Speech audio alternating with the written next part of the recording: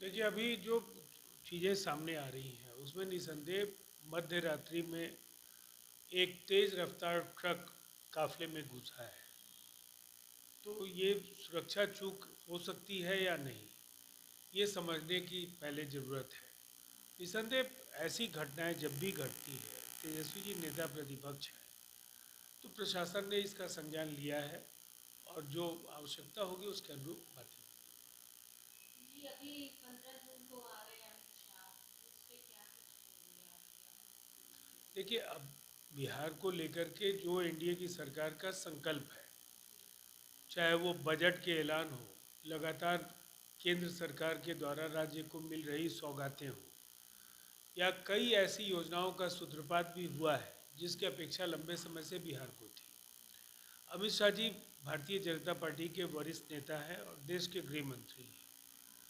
साथ साथ चुनाव भी सामने आ रहे हैं, तो निसंदेह एनडीए के घटक दलों के बीच का समन्वय, बातचीत, जनता से जुड़े जो उनके सरोकार के जो सवाल हैं उन पर क्या कुछ वो कहेंगे, इसकी प्रतीक्षा सबको रहेगी। जी, लगातार तीसरी बार अभी 20 जून को पीएम मोदी आ रहे हैं बिहार दौरे पे, तो ये जो बिहार विधानसभा चुनाव होने वाले, ये क्या बीजेपी और एनडीए इसको इतना आम से क्यों ले रही है?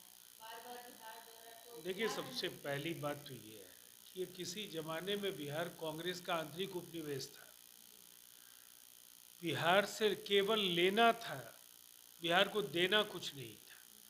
लेकिन जब एनडीए की सरकार दिल्ली में भी है और बिहार में भी बिहार के करिश्माई मुख्यमंत्री नीतीश कुमार जी के नेतृत्व में एक सरकार जो सीमित संसाधनों के बावजूद बिहार को इन ऊंचाइयों पर ला पाई है, ऐसे में प्रधानमंत्री जी के पिछले जो ये पांचवी बार वो आएंगे, और निसंदेह इन यात्राओं के दौरान बिहार को लगातार बड़ी योजनाओं का लाभ मिलता है और कई बड़े ऐलान होते हैं, करोड़ों रुपए की योजनाएं बिहार को मिलती हैं।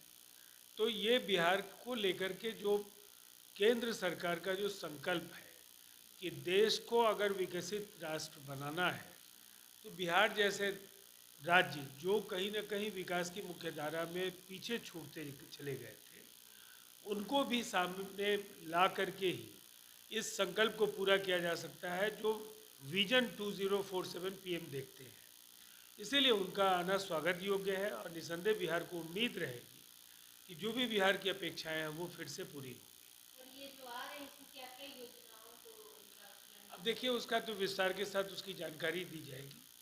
प्रधानमंत्री जी का कार्यक्रम जब करीब आएगा तो निसंदेह उन योजनाओं के संबंध में जानकारी साझा क्या करेंगे। नीतीश कुमार जी से मिलेंगे उनसे? अभी आधिकारिक तौर पर तो इसकी सूचना नहीं है, लेकिन निसंदेह वो राज्य के मुख्यमंत्री हैं तो और एनडीए के वरिष्ठतम नेताओं में से एक है, तो मुलाकात तो जरूर होगी। राहुल गांधी का पोस्ट आया है कि जिस महाराष्ट्र में वोटों को धांधली हुआ था, तो बिहार में धांधली होने की संभावना है। देखिए, सबसे पहली बात है कि धांधली, ईवीएम, एनडीए और चुनाव आयोग पर वो पहले भी अपनी हर हार का ठिकरा फोड़ते रहे हैं। बजाय इसके उन वजहों को कांग्रेस को तलाशना चाहिए जिसके कारण जो ग्रैंड ओल्ड पार्टी, हिंदुस्तान को आज़ादी दिलाने वाली पार्टी, आज 100 के आंकड़े तक भी अगर नहीं पहुंच पा रही है, हर राज्य में उनका आधार सिमटता जा रहा है, तो इसकी वजह कहीं ना कहीं उनकी स्वीकार्यता नहीं है।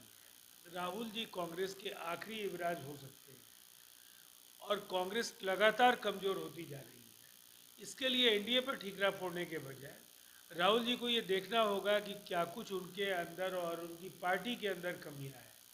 जनता का विश्वास जब तक नहीं जीतेंगे तो कोई आयोग चाह करके भी उनको चुनाव नहीं जितवा पाएगा।